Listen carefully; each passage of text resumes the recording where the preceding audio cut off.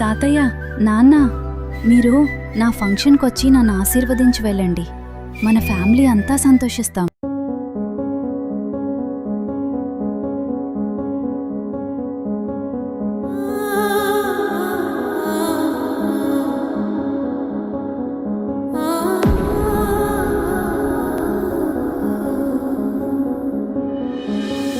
అమ్మమ్మో నేనేమి వింటేనమ్మా, వాకిళ్ళ నిలిచింది వాస్తవమా?